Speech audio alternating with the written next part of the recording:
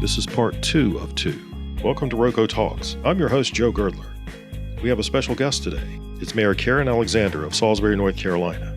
And she's going to talk to us about the state of Salisbury. She'll talk to us about the census. She'll talk to us about development, the Salisbury Police Department, as well as art and city staffing. So join us on RoCo Talks. This episode is brought to you by JG Media Company. If a picture says 1,000 words, then a video speaks volumes. Also brought to you by Grievous Gallery. We are your encouragement factory. I've had the pleasure of working with the city staff several times, and I always find them very professional, very knowledgeable, and just all around fun people to work with. Really. Right. And, we have. I think we're very lucky. We are very, very fortunate. We have such committed and passionate. They are professional.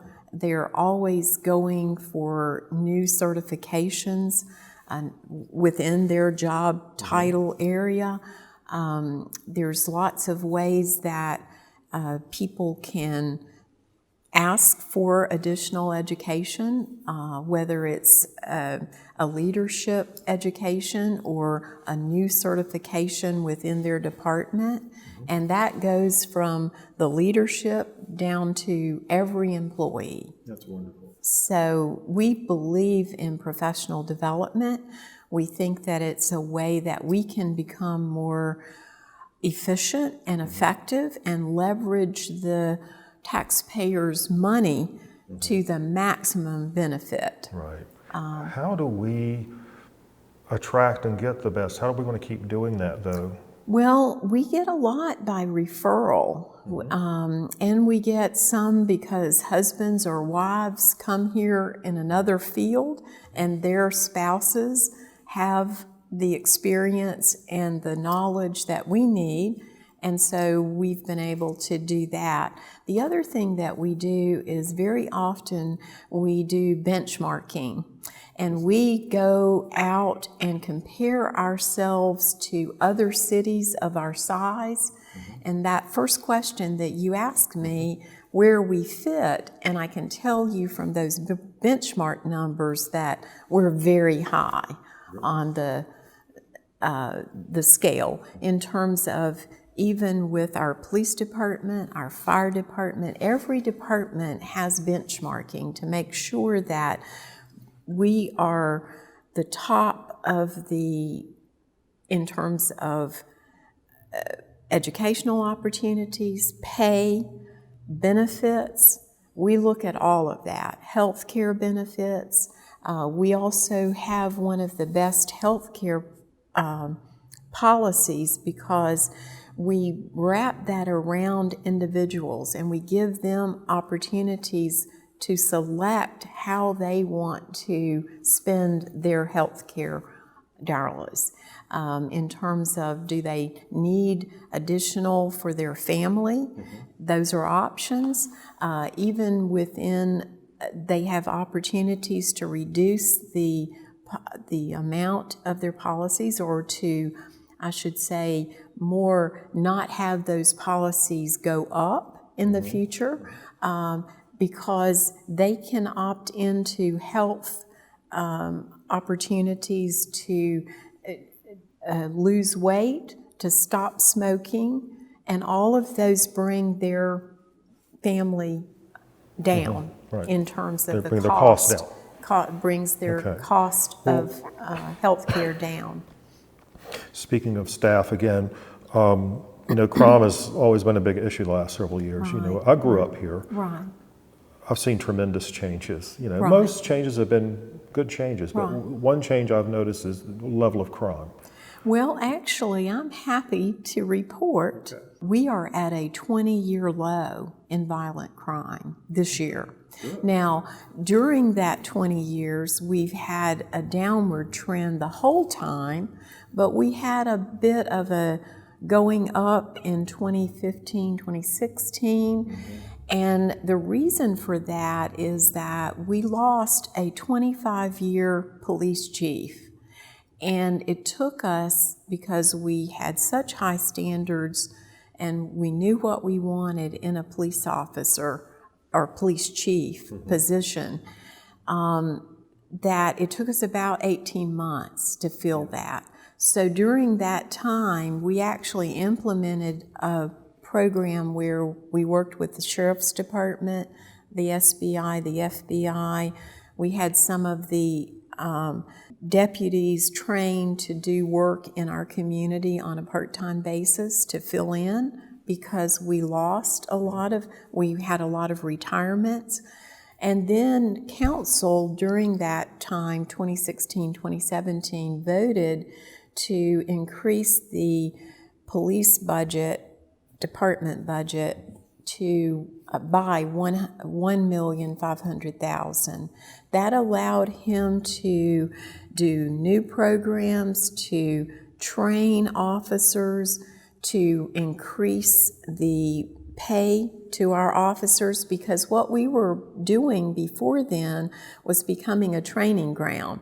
We would get the BLETs from the college, and then we would train them, and then they would go to Charlotte or another community. And a BL, what'd you say? A BLET, and that's the new officer. Okay, all right. I don't want to make sure that everybody knew what that was. Right. Well, a couple of questions on that then. Is the Sheriff Department still involved inside the city working? No, not right now. We didn't. That tapered off because once we got our police chief in place and we hired up to capacity, which was part of what that 1.5 million did.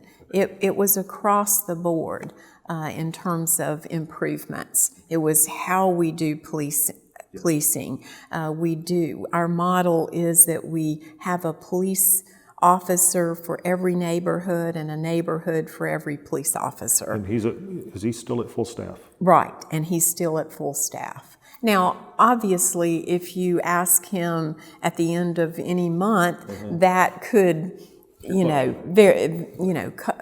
fluctuate. But always, as we have retirements, then we're always out recruiting. But it's a natural. Yes, it's a natural fluctuation. It's not a retirement. Everybody's leaving. Yes, everybody's leaving. And how about morale? Morale is at its high. I don't know if you saw the news article and the news release on the solving the crime of 20 years ago, and they were able to determine through DNA. They cleared a couple of people and they knew exactly who did it.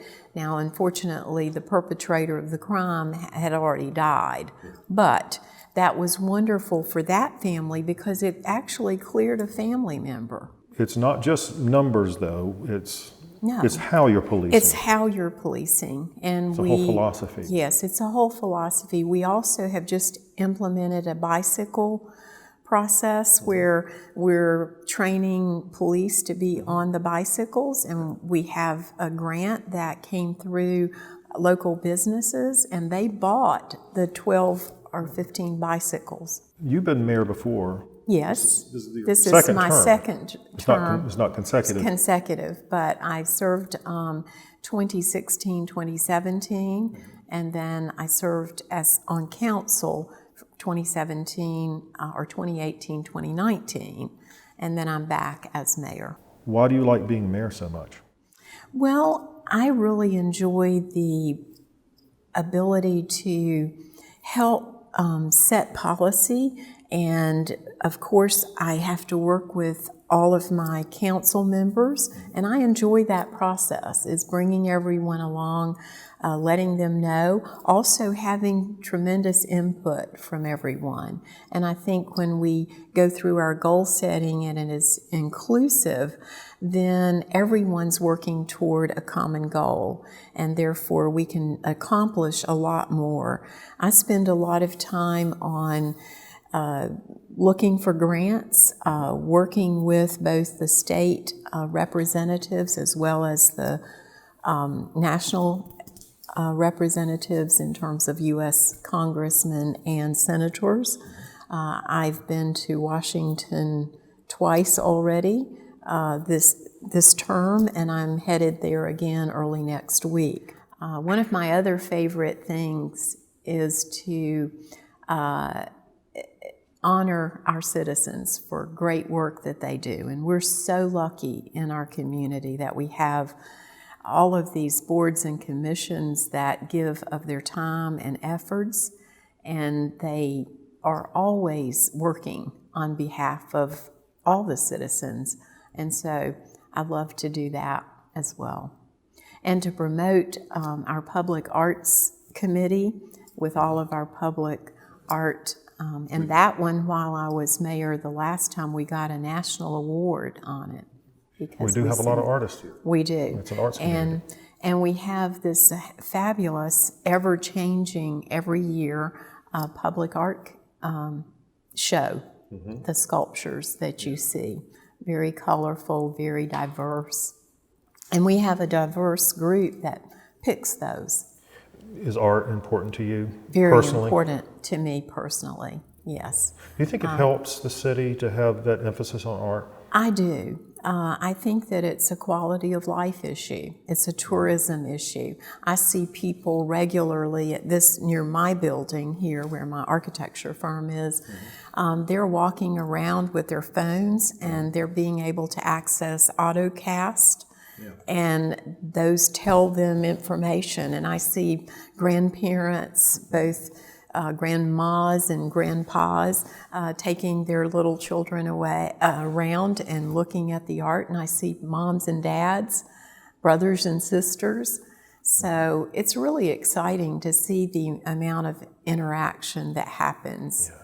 Do you think, going back to quality of life and development, do you think having a strong arts community can help us attract Absolutely. development? In fact, we're looking at another program of where we want to in the future, and this is on the planning part. I am working with Elaine Spalding, whose idea this was because she brought it from a community that she was in before. Her husband is an artist.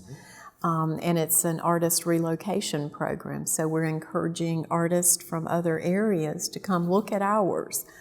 So we're in the planning stages of that, and we have a group that includes other artists and other business people to look at how we can do that, how we can implement it. You know, and another thing that we're lucky in having that I didn't mention before was we have 4 colleges here. We do. And that's a constant turnover of new people and new ideas coming into the community. Right. There's so many people that came to Catawba, for example, or Livingstone, and they stayed and raised a family. And we have Hood Theological, RCCC, and that was very exciting to me to see that we got the $45 million bond passed. And, you know, by a lot.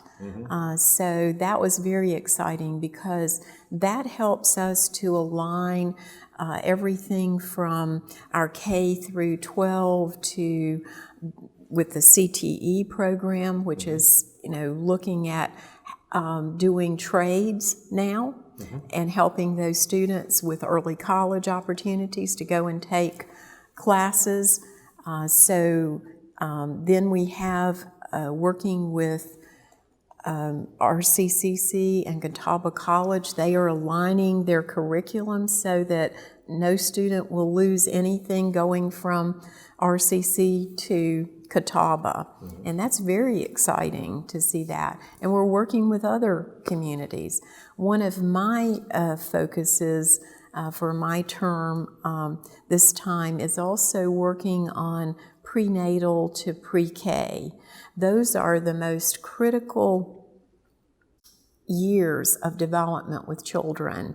It's where 90% of the brain development happens. So if we can get those children ready for K through 12, think about that kind of alignment and what can happen.